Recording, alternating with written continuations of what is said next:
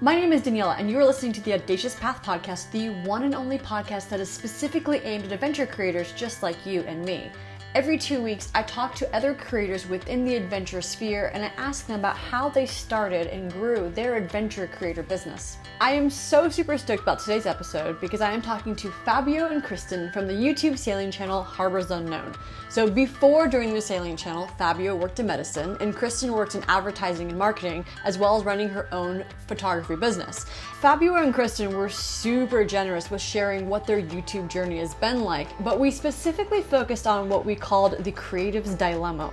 Like 150% to what you want to create at kind of the cost of not selling your paintings or getting views or whatever. We touched on things such as shorts. Read that you kind of need to be careful with shorts though. And whether or not you should follow trends and clickbait. It's important when you plan to use clickbait that you make sure that you deliver what you promise. Well, yeah, It wasn't necessarily clickbait because we did deliver. You can find them on Facebook, Instagram, and YouTube at Harbors Unknown. That's the American spelling without the U.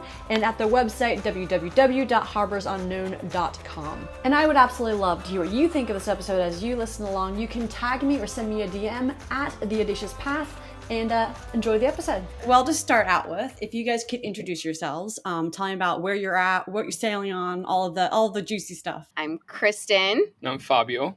And we are from the YouTube channel Harbors Unknown. We live aboard our 52-foot catamaran, 16 meters, Wanderlust. It's a Seawind 1600.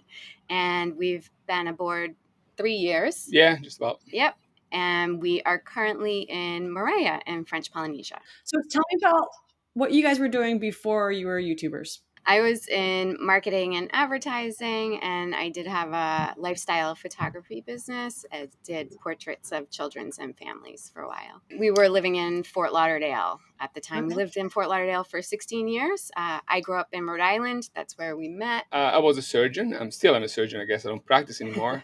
A colorectal surgeon, and I subsequently became a hospital administrator, chief medical officer in a large institution in the United States, the Cleveland Clinic. And then now I'm just selling bombs.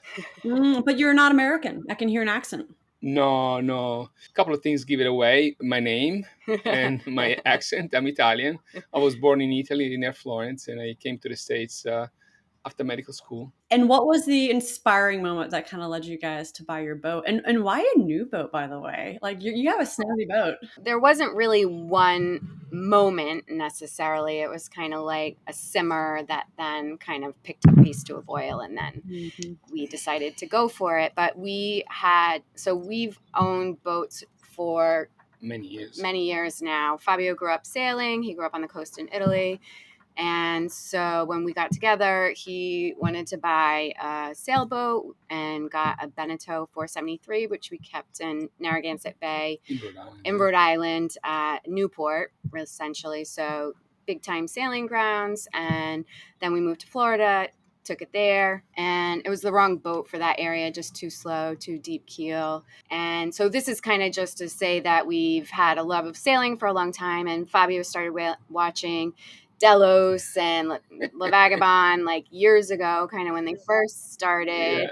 Yeah. And then he got me watching, and you kind of dream, right? Oh, what if we lived on a boat? Like, what would that be like? And it just starts out as a fun conversation. But then it kind of over time became more serious, and it was really just Fabio was working a ton. Yeah.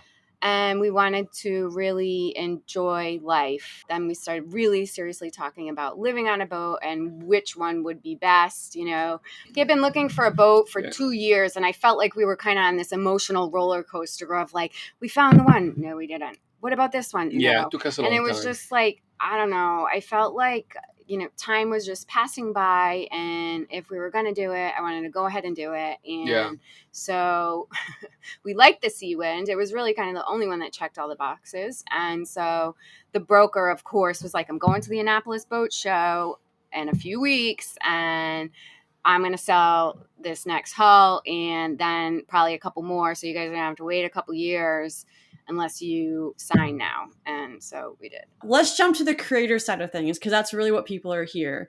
We were going back and forth, Kristin and I, about like what topics to talk about. And I really appreciate you, clarifying everything, because it's really important to make sure that this is specific to your journey. And I want to quote something you said in the email. So you said, our concept for the channel is to use the boat as a platform to sail the world with our home and explore places through food and culture. And we're currently trying to figure out how to grow a channel based on the content we want to create.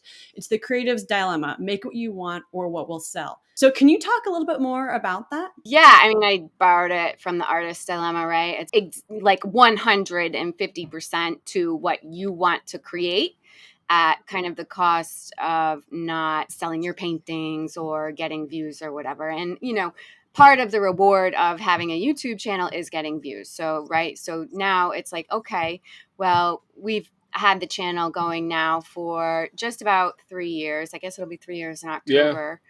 And so we have a history of videos. We just uploaded 114th episode. So we have a good catalog of episodes and kind of data to see what videos have done the best, right? And people originally gravitated to the channel because of the boat, really, we think, because those initial, whatever it is, 5 to 10 videos that were really focused on the boat, its performance. There was not a lot of sailing footage of performance catamarans in general, right? And because the market is so limited, then people that are interested in performance catamarans were able to find sailing footage on our channel. Yeah. And so then originally, of course, because Fabio loves to cook, we wanted to have cooking in the channel and travel, because that's really, we were inspired by Anthony Bourdain, Parts Unknown. That's where the name of the channel came from. And so we truly aspire to kind of that kind of content. Obviously, Anthony Bourdain is much more witty than we could ever hope to be, but still inspiration, right? So Creative's Dilemma, those videos started tanking. Like anytime we did anything with cooking or more travel focused videos, they just didn't get the views at all. And so then we would do another performance video and then it would do better. So over time, we tried to make it where the videos would be like maybe a third sailing, a third performance, a third boat work, or, sometimes mix in the travel aspect if there wasn't cooking, so that we could kind of incorporate what we enjoyed to do into a video that would get people to watch. And I think now we've learned that it's better to have a more specific video. Yeah. Interesting. Okay. We recently did a 3-year review of the boat. What was that like? What was the warranty process? What broke? What, are we happy with? What were we not so happy with? And what would we maybe have done differently?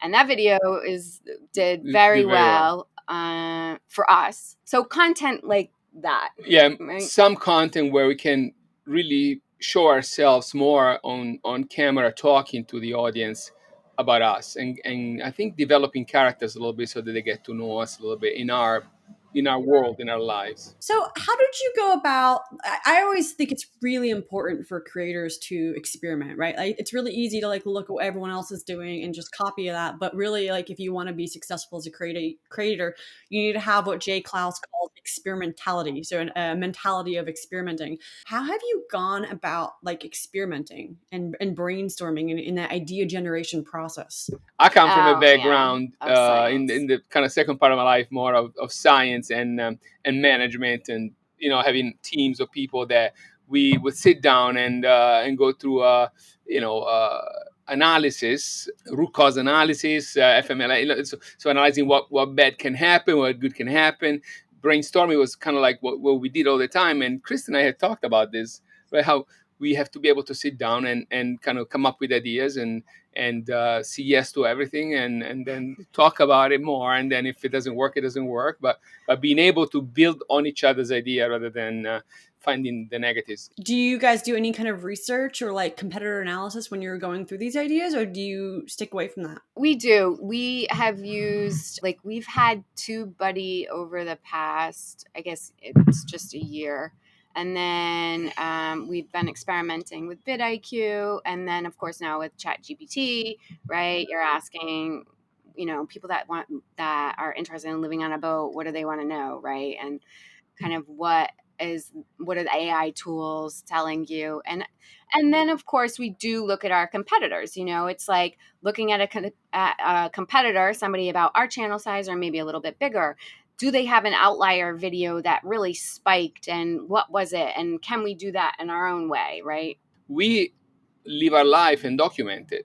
So it's not like we can come up with extreme ideas. It's all around what we are really experiencing in real life. Right. So I think the important thing that we can do is being authentic and trying to display the authenticity in a way that it's interesting to our audience through some different techniques. But there isn't that much you can do about forging a story outside of what you really do in life. Sorry, I think there's a way to frame it. Frame it, yes. That's what I was going to say, is that framing is one of the things that I've been learning a lot about lately from like Patty Galloway and George Blackman, who are like big YouTubers. They do scripting and consulting for like Ali Abdaal and stuff like that. And it all comes down to like framing. Like if you don't have control over the idea, then how you frame it can be a huge thing. So it sounds like you guys are thinking about that. Like how so? Basically trying to think of how we can develop a story that's interesting to people that are either entertained by boat life or want to do it themselves, right? Like, for example, being here in Moorea.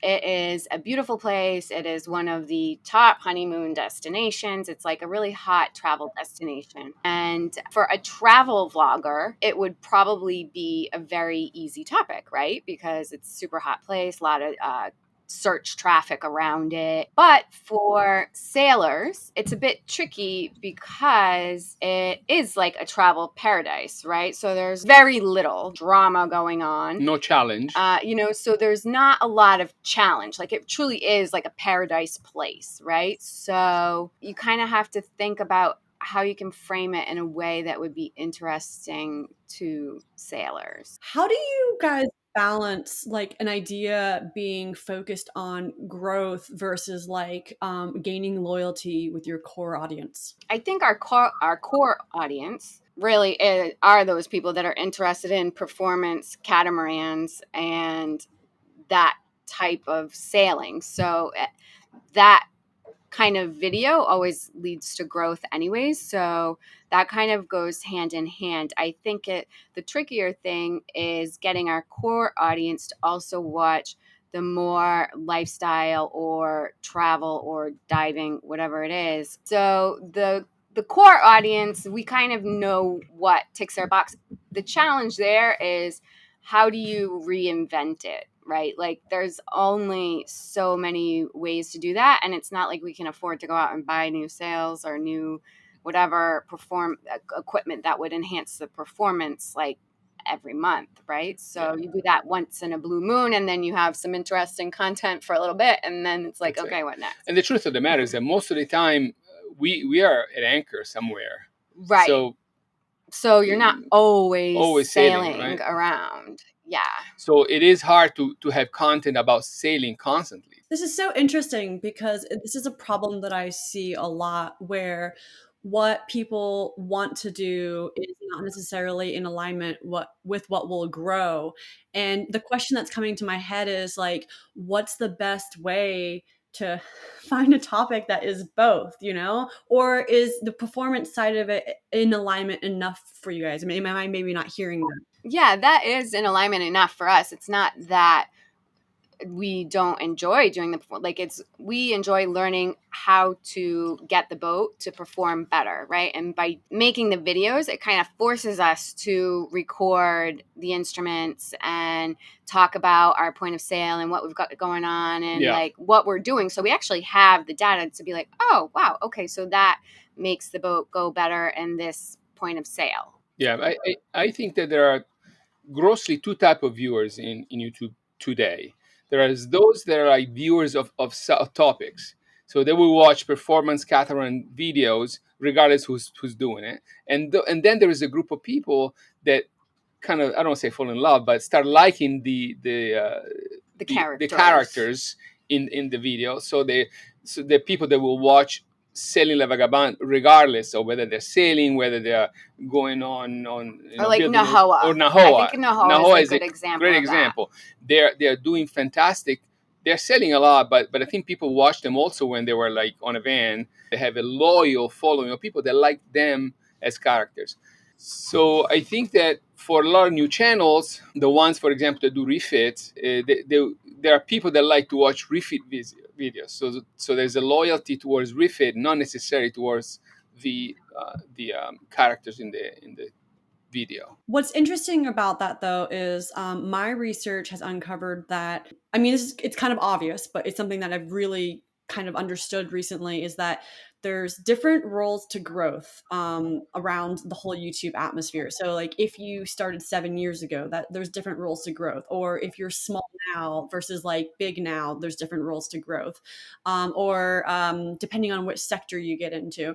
And one of the biggest mistakes that I made when I first started my channel is that I was trying to grow using the same strategies that were like Vagabond or Delos or Nahoa or all of them were using, but that's not necessarily how you grow today.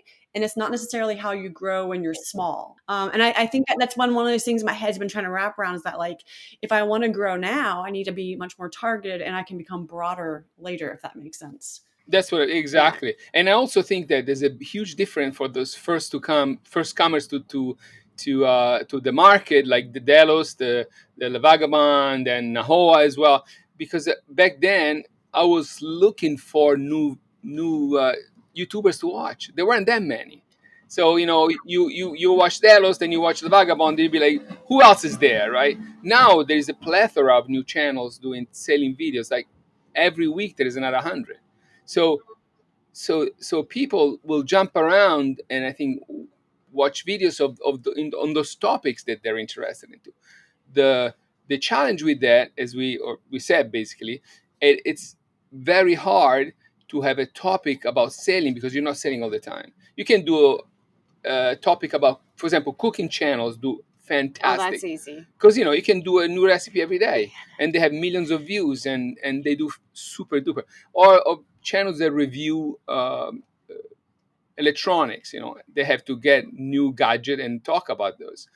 But in a lifestyle channel like we have, it's hard to do something different every day. Most days you do the same stuff. How do you guys keep some pizzazz to it or keep it fresh? Like what are you thinking about when you're thinking about that freshness, or are you? So yes, we definitely think about it, and we're trying to be kind of more strategic about creating our episodes and intentional when filming at the outset. For this particular period of time, it really has been quite easy because we were prepping the boat for the Pacific crossing. Then we had the Pacific crossing. Then we're in French Polynesia, we're in the Marquesas, and then to go to the Tuamotus, which are very different from the Marquesas. And also the content has just created itself. It's been pretty easy up until I think this point. But, then there's like boat life. It always throws a curve at you. Like, what's going on with the boat? Like, something breaks. Do we have to? We have to fix something, so we can't go here. Or life, like if there is drama, yes, we of course try and play it up a bit for the story. But if there's no drama, like we don't create it, which may be to the detriment of the video, probably. But our characters are now developing in that direction. I think we don't want to change it. We want to stay true to our persona, the way we are, because that's how we are. We really are. Like, I'm not an actor, so no, it's not gonna help. We're terrible actors. If you're enjoying this episode, then I also recommend that you sign up for my newsletter, where every 2 weeks I share research-backed and tested advice on how to start, grow, and monetize your adventure creator business. The newsletters include information on how to start your channel, how to build a brand, how to storytell, how to edit, and build an income, and much, much more. And I hope that you will join the growing list of other creators that are making their adventurous lifestyle sustainable. So I want to lean a little bit towards trends. How do you guys think about trends generally speaking, things like shorts or using clickbait or like, understanding that drama is something that people look for. Are you guys looking into any of that? Are you doing any research? Do you watch what people do? Yeah, shorts are a big thing, of course, a way to grow. I have read that you kind of need to be careful with shorts, though, because a lot of times it's a totally different audience. And though you may get a lot of views on a short, they don't necessarily transition to the long form content. So then people that subscribe from a short, they're not clicking on your thumbnails for the long form content. And so it kind of hurts the performance of the video. So yes, we would like to do more shorts, clickbait. I mean, if there is any kind of dramatic element in the video at all, like for example, we had a really hard time anchoring. Anchoring in the Marquesas was a challenge. And so we had a really particularly hard time anchoring in this one island in the main town, Hiva-Oa. And it's like become notorious. Like a lot, even Delos, they were like, we're not going to that anchorage. It's horrible. We definitely played that up for sure, because it's like, how do you kind of invoke curiosity, right, in the intro of the video? And how do you kind of keep people watching? But I think that it's important when you plan to use clickbait that you make sure that you deliver what you promise. Well, yeah, right? it wasn't necessarily clickbait because we did deliver what was in Yeah. it. So we don't use bait. So it's like, not. That's what I was saying. It's Yeah. not like clickbait per se, No. where you put something on your thumbnail, in your title, and then it's just a mention inside the video, right? It's got to be some way to it. Yeah, no, we don't use clickbait because, right, that's one of the most important things. Like, I'm sure you follow Colin and Samir. Like, they've been really talking about. I just was listening to one of their podcasts talking about like what are the components of the perfect intro, right? And the most important thing is immediately delivering upon the thumbnail, affirming that the viewer is going to get what they clicked on, right? So to use clickbait that is not related to the video, no, we don't do that. One of the things that I find as I've gone through this like YouTube journey is that what you see viewers say on like the YouTube sailing group, for example, I don't know if you've gone in there much, but like what people say in there is often like so inaccurate to what's happening, right? Like if there's a chick that's in a bikini at all on a thumbnail, then suddenly it becomes clickbait in their minds.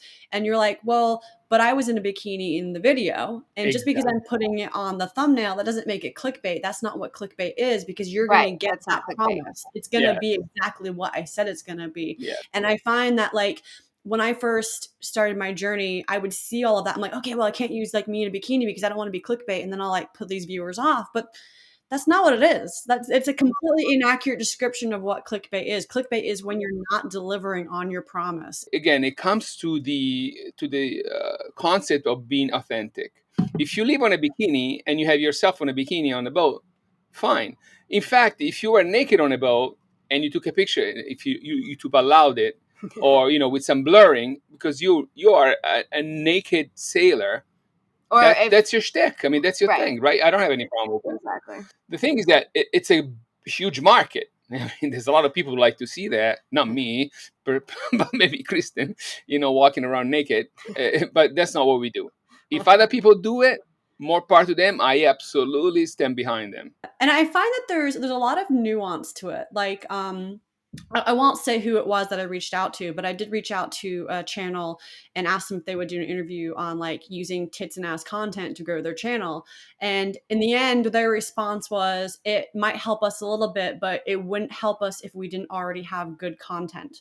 And I thought that was really interesting, because sometimes what I'll see is these I don't want to like call people out, because I think this is probably like an area where it's easy to be shamed, but you'll see people where they're like have their like tits like completely like, big, and it just looks like this very, the only word I can think of is unclassy photo. And then you get in there and it's completely unrelated and stuff like that. And then you see other creators where like there's this beautiful woman on the thumbnail, and you go and watch it and you're completely inspired by the end of the video. And they're both showing very little or a lot of skin, and one performed better than the other. And I think the nuance there is the authenticity to what happened in the video and how you normally are, if that makes sense. Exactly right. Yeah. Makes 100% For sense. sure.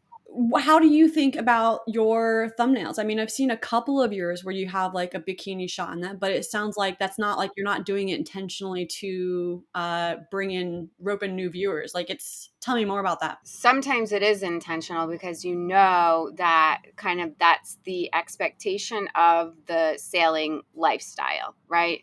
But it's interesting because if you look at the performance of the videos, it doesn't really have an impact on the performance, which is good to know, right? But it would be interesting to do the same thumbnail where it's like you're in a bikini in one and you're in like sun gear in another. Like, which one is going to do better? Like, obviously, the one in a bikini. The range of topics you guys are covering is so big in my mind. I mean, maybe it's not, and you probably need to watch more of your videos, but how do you, like, what's the difference in audience engagement on each one? So going back, like if anything with performance about the boat, of course, does better than anything else. A more engaged audience too? Yeah, absolutely. The core audience, it started as like performance catamaran sailing people. Like that's really, and some of those people have hung around over time, and that's definitely the core audience. So for sure, anything sailing, performance of the boat, that's going to do well. For example,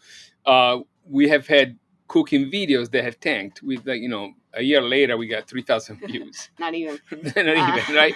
And so we haven't done those anymore, but we tried, I guess. Right, but even something that's still kind of associated with like boat life is, we found what our favorite anchorage in the Marquesas, right? So what makes a good anchorage and why we loved it there. There was a bit of culture. There were dolphins. That it was sandy bottom, good holding, protected, food.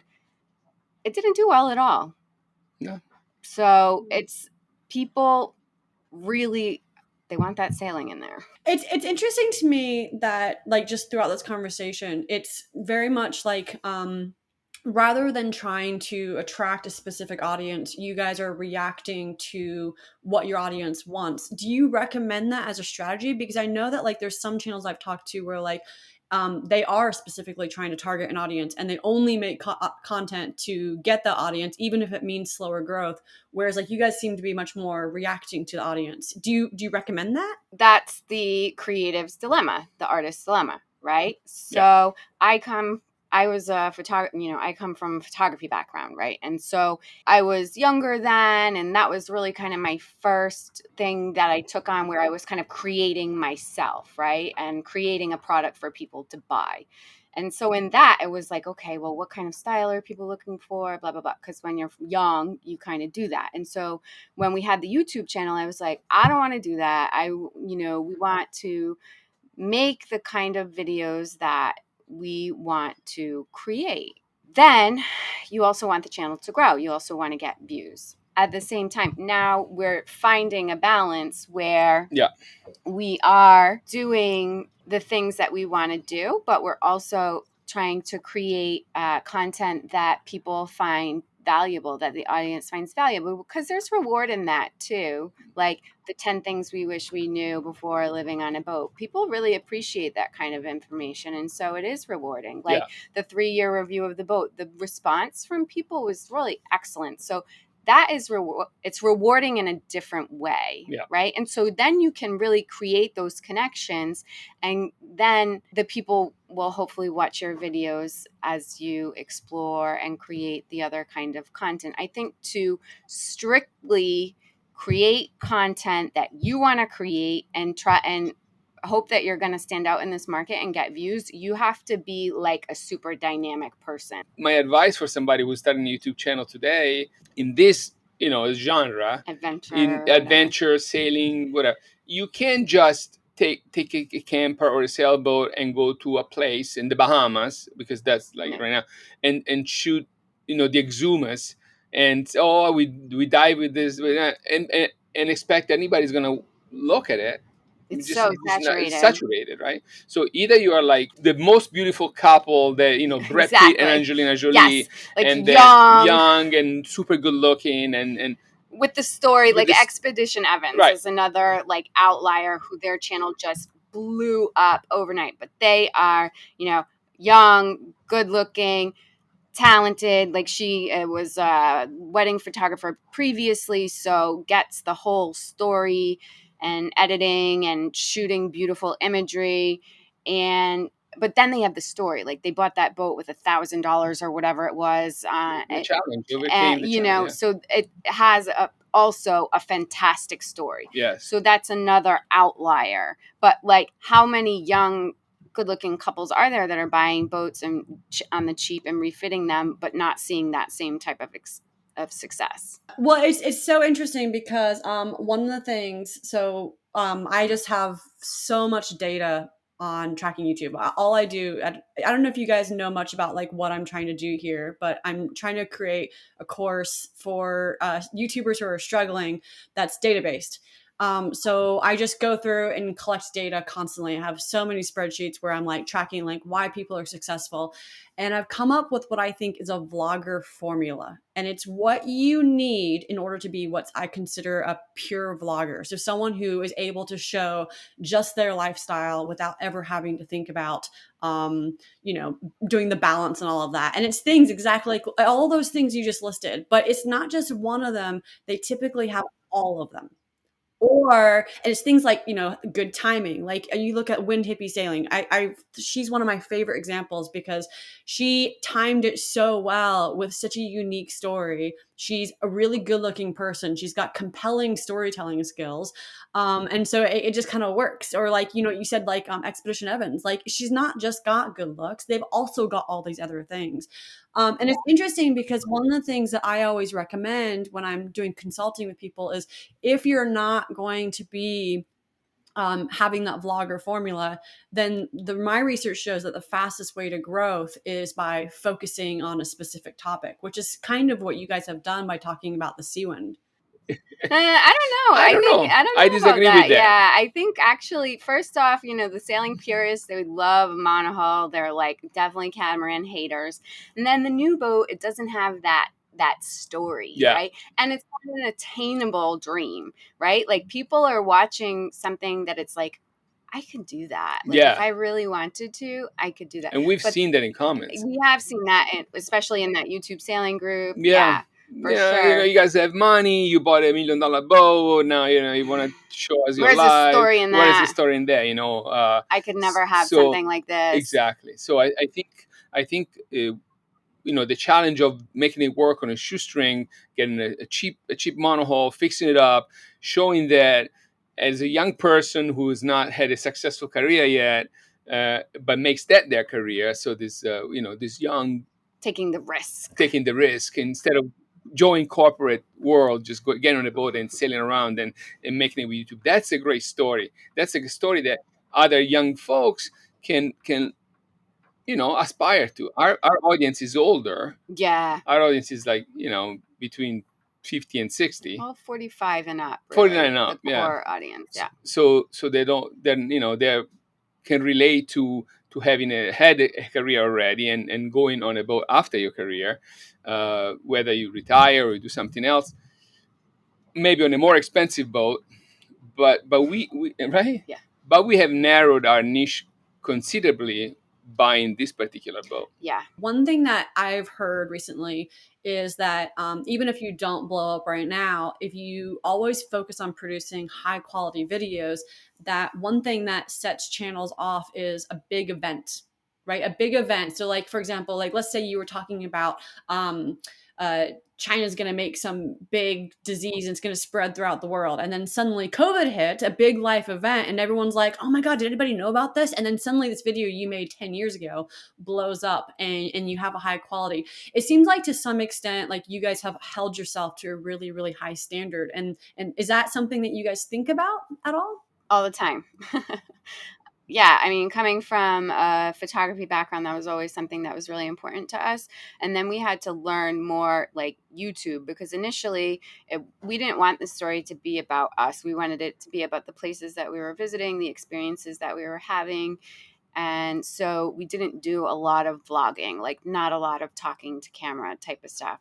It was more, if anything, it was like kind of filming like us having a conversation as we were sailing. So we had to learn YouTube. Audio was something that I definitely had to learn more about because, again, coming from photography, there is no audio. So it was like I wasn't super focused on audio, and then our audio was horrible. So that was definitely something to pay attention to. And in fact, people say that audio may be more important than the visuals because people are more lenient if the visuals are not perfect, but the audio is great. They are more likely to stay on and watch than vice versa. But then again, if I had to put a number of importance, I would say that the story is more important than the quality of the video, right? Yes, for sure. Story is it's the most important thing probably.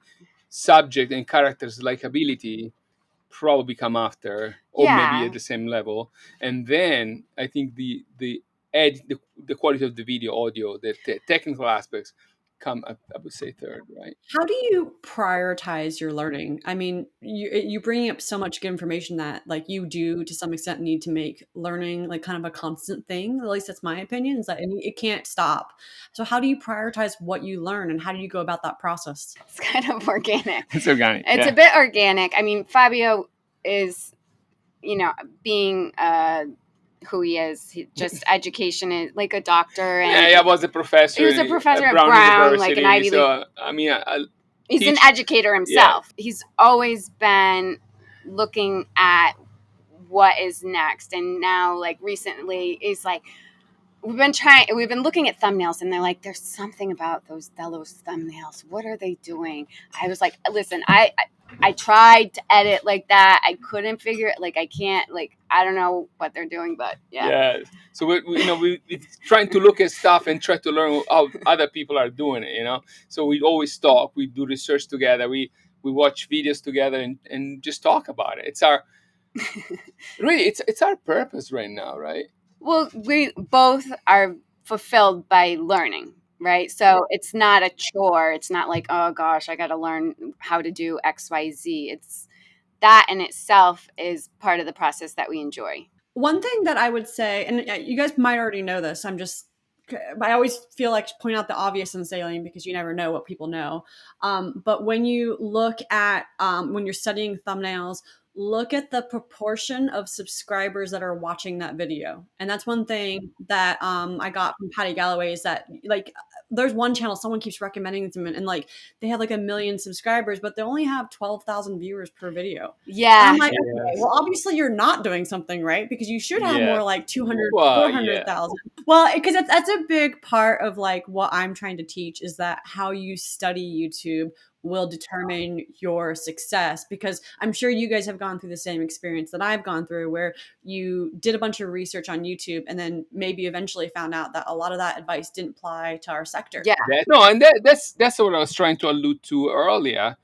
It's Mr. Beast and all those people, they have a team of people. They sit around on a day and they say, what are we making a video about today? Something insane, some obscenity of your life. I'm gonna buy $1 million of food and give it to a guy. We don't do that. We are vloggers, lifestyle vloggers, right? Most of the time, for a good percentage of our videos. Yeah. They are not. They don't vlog their life. You don't know what he's doing on his life, right? He does stuff that is insane. He's a challenge creator. It's a challenge. Yeah. So they make up stuff and they make a video about it, and it doesn't apply. The thumbnails are not the same. The story is all created. So I think you have a very good point there to say I don't think there is anybody really doing a Patty Galloway of selling YouTube videos, really. There isn't a person. Because the market is so small. Right. But I think in this vlogging segment, I think there isn't a lot of, because we look for it all the time, there isn't a lot of good advice to be had. What are your goals moving forward for your channel, and what are some like things that you're trying right now to help with your growth? Obviously, grow as much as we possibly can, and then really just being a bit more strategic with the content, as we talked about. Trying to incorporate those specific either things that people can learn about boat life or sailing in general. A good advice, if this is a place to give advice to people that please do. If you get into this as a new, a new challenge for your life, take it for what it is. You gotta love the process. Not necessarily look for an outcome, because the outcome is definitely not guaranteed. And if it comes, it's gonna take some time. And those that go into right, not those necessarily. right, But those that go into, I'm gonna buy a boat to have a YouTube channel.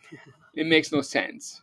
If you want to be a cruiser and then you want to have a YouTube channel to document your travels, and maybe you're going to develop the skills and you have the looks and you have all the stuff and you know how to tell the story, then maybe your channel will grow. But I don't think that is necessary the gateway to be a successful YouTuber. Well, and what would be like one surprising lesson that you've learned about YouTube that you didn't expect? For me, it was understanding that the algorithm is not a bad guy out there that is going to serve your or not serve your videos, right?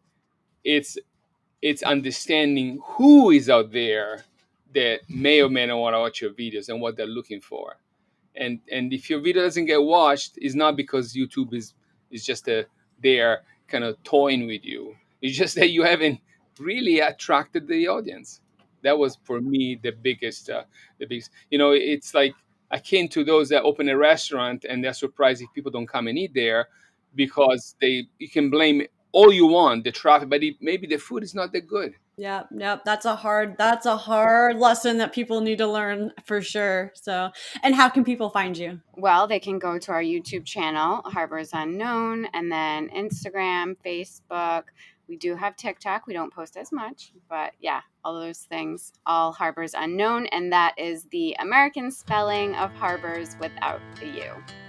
Thank you so much for listening to this episode. If you found any value in this at all, you could help me grow by sharing this podcast with someone else in the adventure space, or leave me a 5-star review on Apple or on Spotify podcast, or whatever your podcast listening device is. It really does help me grow, and this is not free to produce, and I make no money off it at this point. So thank you so much, and I will see you in 2 weeks.